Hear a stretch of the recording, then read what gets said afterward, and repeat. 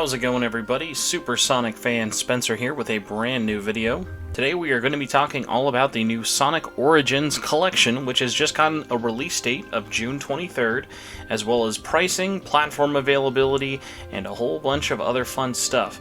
But today, this is not your normal, hi, I'm your 300th favorite Sonic channel. No, it's kind of rare. We don't really talk about Sonic too much outside of the recent spoiler cast I did with Gnarly and Ozzy, or my Sonic Colors Ultimate review, but Sonic is definitely a series that means a lot to me. And Sonic Origins was kind of a joke for a long time. It was announced at the same event as Sonic Colors Ultimate, and on paper seemed interesting. Sonic 1, 2, 3, Knuckles, and CD. But just bringing those to new platforms wasn't really enough to entice a lot of people, especially with such little information. Well, after much silence and what you can only imagine is many delays, we finally have a lot of answers. But what has happened is now that we have these answers, I feel like there's kind of a split online in terms of you have to love this game with now all the announcement and all the information, or you're against it and you hate everything and you think Sega should go bankrupt, which I don't want to be Fred from Scooby-Doo 2 here and say Sega sucks, but I think there is a very good constructive criticism argument that can be thrown against Sega here. Now, really quick, I just want to say, the developers of this game, I have nothing against you. You have been told to make this collection the best thing you can, and headcanon games from all of your previous work I have followed, I have really appreciated it.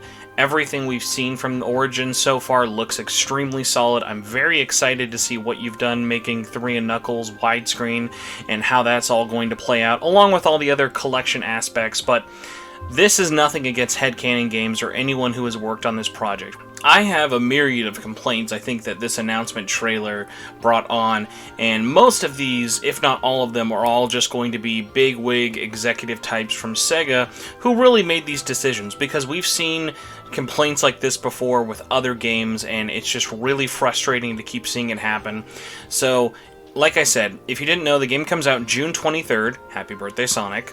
And this, I think, is pretty good release timing. It's coming out on literally everything. PlayStation 5, PlayStation 4, Xbox Series X, Series S, Xbox One, Nintendo Switch, Steam, and Epic. So it's covering all of its bases. But when you get into the nitty-gritty of how they're selling it, I think it's starting to upset a lot of people, and for various different reasons. Number one, for me, this is a digital-only title. I think something that they're trying to sell as a bigger collection, like they're not just treating this like the Sega Genesis Collection 3000 they've sold a bajillion times, and even all of those, for the most part, have all gotten physical releases. And this is just such a weird thing to make digital-only worldwide. This goes back to Sonic Mania, of like, why would you make this digital only? And even Sonic Mania had a little bit more say of, well, it's only a $20 game, blah blah, but with Sonic Origins, this is a $40 game in the West. This is $40 for Sonic 1, 2, 3, Knuckles, and Sonic CD, which you can say, oh, it deserves to be that much, it's too much. For me, I think $40 could be a fair price. I think the $40 they're selling you compared to everything else it doesn't include makes it look like a worse deal. So I'm not in the I don't think it's worth $40 camp, but I think the way they're selling it makes it look like you're getting ripped off at $40. And I'll explain why I personally feel that way. So, the ports, I think it's important to denote this, because the trailer is not really going to get into this detail, but we now know that Sonic 1 and 2 are based off the mobile ports, which this is a big deal because those ports are very good. They include a lot of missing content, including Sonic 2, which has a ton of new and previously missing content, which is a great thing to have. They're awesome ports, they're in widescreen, they look great, they sound great, and finally having those on PC and consoles is a huge step. Now, Sonic 3 is the big one, where they are compiling Sonic 3 and Knuckles into one complete game, which, if you've ever played both of those, you know that they're basically just one game that got split into two.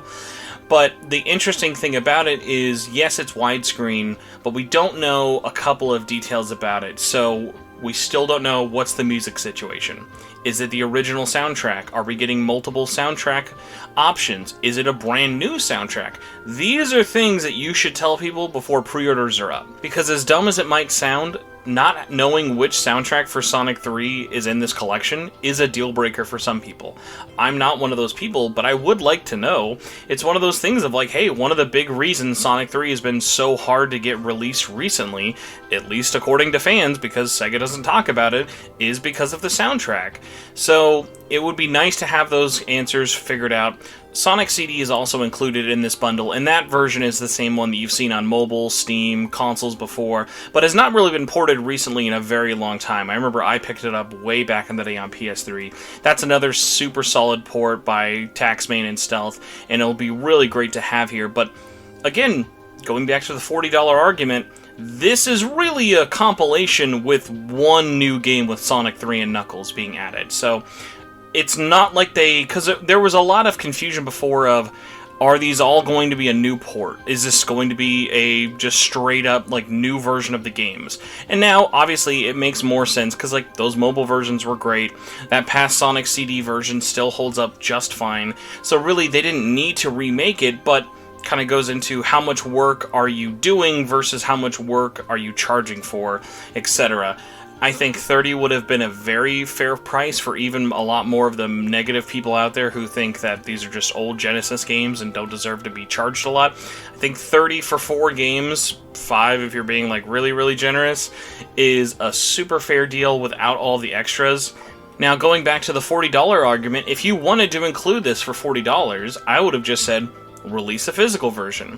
Put it physical on Xbox, PlayStation 4, 5, and Switch out there, and that way make it like a Sonic Mania Plus edition where you've got like maybe a little art book or something to commemorate. Like, just look at what you did last year with Monkey Ball, Sega. That was a amazing re-release, $40. Physically, you got this great anniversary set, and it was a really nice deal. And these were for 2 from the ground up remakes of Monkey Ball 1, 2, and Deluxe. So I think comparing Sonic Origins to it is pretty fair. Now, I know all things considered, it's a very different workload, but it's Sonic the Hedgehog. This is one of your biggest franchises, or at least was back in the day. Now, some people may be asking, why is this not getting a physical? There's 2 camps of realm for this. Sega has not officially said why. I think there are 2 major factors that lead into it. Number 1 is they are sitting on a Sonic release they just did last year with Sonic Colors Ultimate, and it is currently flooding retail. If you go to almost any store, you will see tons of discounted copies for Sonic Colors Ultimate on PS4, Xbox, and Switch. It was a bad release month. It was a busy release month. It was not a superb port, and it had some issues.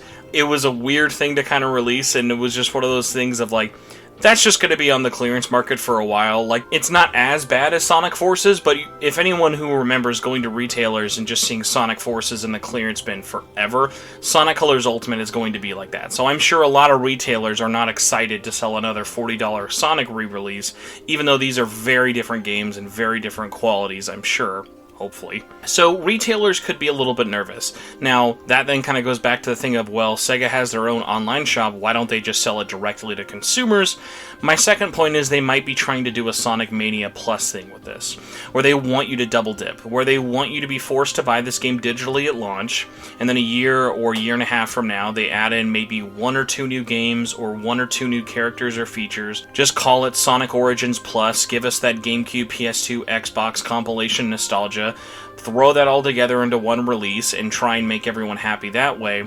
And now, not only have you finally gotten a physical release, but much like with Sonic Mania Plus, where they added in new content and finally put it on store shelves, now you have people double dipping. You have someone buying the digital version and then getting the enhanced physical version with all the extra goodies. So I'm not a fan of that practice. I would much rather just have the option at launch. I know Sega is more than large enough of a company to do it. Not only if they can't do it at retail, but like I said, Sega, you have an online shop. You sell exclusive bits of merchandise. I know you could order a couple thousand copies on each platform and be more than enough to ship that out to all the fans out there who want to play this and own a physical copy. So that's my kind of complaint with the $40 price argument in terms of also why is there no physical. It's just it's a topic that comes up too much. Unfortunately, the last thing we're going to talk about is this game has a digital deluxe edition. So Sega has decided in all of its wisdom to make a $5 more expensive version of this game and include 2 DLC packs with it that could be purchased with the standard edition, but this is just included. So you get the premium fun pack as well as the classic music pack. So $5 more, that's not that bad. But when people are already thinking 40 is too much, then taking out features and splitting up how you sell them, it's a really bad look. As most people have probably seen by now, the infamous chart showing the Start Dash pack, the Premium Fun pack, the Classic Music pack, the Standard Edition, and the Deluxe Edition, it's too much. It's a re-release of a couple of Sonic games. You don't need to split things up this much. The pre-order bonus pack, very not needed, but super duper forgivable. Like, if you had to do it, it's just 100 bonus coins, which is used for unlocking stuff, and then you get mirror mode early. That's not a big deal. No one would really care about the pre-order bonus pack because it's all just stuff you could get in the game. Letterboxed backgrounds, that's a little bit more unforgivable just because, hey, that's literally just showing us something when we play the game in 4x3. You really had to split that up and make it a premium incentive for that. The Premium Fun Pack, having hard missions, character animations in the menus, camera controls over the 3D main menu islands, character animations on Music Island, like, these are all super tiny things that would be fun to have in the game.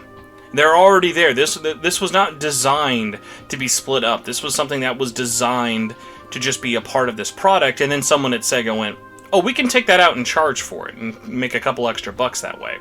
And then the music pack giving you additional music from the Mega Drive and Genesis titles, but it's just this thing of like, hey, wouldn't that all look way better if you just included it in the $40 version?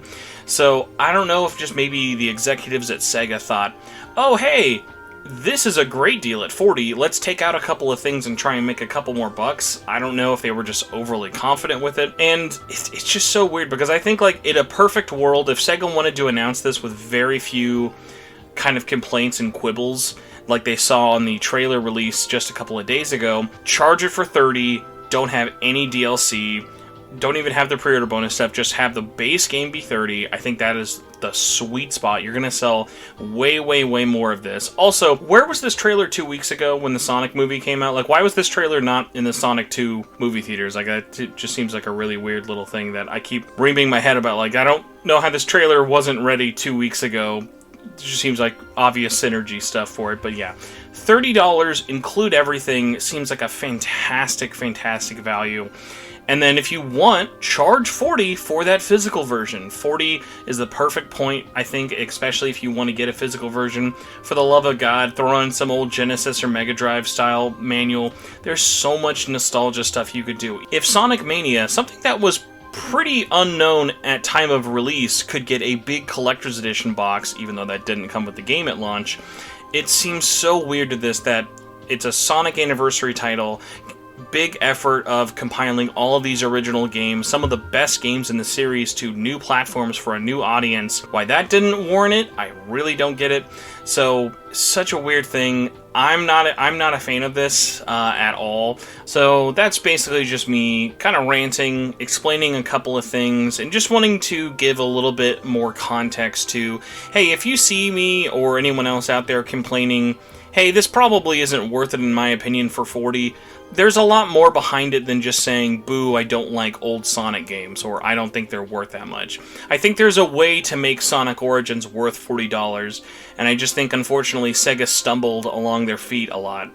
So, for me, I'm in a weird camp because I'm planning on reviewing this game, and in all honesty, knock on wood nearby me, I'm going to request for a review code of this, and assuming Sega is kind enough, they will supply me one, and that review code will probably have all the DLC. So I'm not really going to be all that hurt by this because, in all honesty, I will probably get a review code with all of this, and since there's only a digital version, I can't double dip and buy a physical to really purchase it. But if I wasn't reviewing this and my friends came up to me and they were like, hey, do I need to buy this at 40? Right now, without knowing all the information, without having played the game myself, I'd say, I can probably wait. Like, the fact that there are pre-orders up, I'm like, cool, that's not enough for me. I like that there are new animations, I like that this is a collection, but this game just hasn't proven itself as being worth $40 to me. And if it's proven itself to you, that's awesome, but I think the dismissing of valid criticism by people who wanted a physical, who didn't want this to have DLC, who just want to know more answers about the Sonic 3 and Knuckles port, I think that is extremely valid. We still have a couple of months before this is out. Hopefully Sega can try and course correct. God knows they're not going to lower the price. God knows they're not going to get rid of the DLC, so it's too late for that. I would at least say, if you are a big Sonic fan and you're not happy with this practice, just vote with your wallet. This will go on sale eventually. I would be amazed if in 2 years this does not have a retail release somehow. It just seems really, really odd for them to not do anything at all. I would hope that this still does well, but then the weird thing is, if this does well, it then shows Sega it's okay. It's okay to take things out of a collection where you would want music from all of the past Genesis games, where you would want hard mode missions just in the base game, where you would want letterbox backgrounds. So it's a weird double-edged sword of where I really hope this collection does well, and I really hope this is a good product, but right now, if it does succeed, it's just sending Sega the wrong message, and I just hope that people can get that message across to Sega in a calm and reasonable manner, like hopefully this video is done. Let me know, what did you think of this video and me rambling about Sonic Origins for way, way, way too long? Are you a fan of the pricing? Did you want this physical? What version are you planning on picking it up for? Let me know what you think in the comments below, and don't worry, this is not going to become a Sonic channel. There are so many of those on YouTube. I'm always surprised and impressed by it. I just wanted to get my thoughts out there because Sonic does mean a lot to me, even though I don't really get the chance to talk about it a lot. So thank you for letting me use this YouTube channel as an outlet to talk about Sonic, even though I probably didn't need to, and there's a million videos out there like that. It means a lot to me, and if you like my opinion or just like listening to me ramble for too long, please consider hitting that subscribe button. It really does help. Have a good rest of your day, and I'll see you all later. Bye.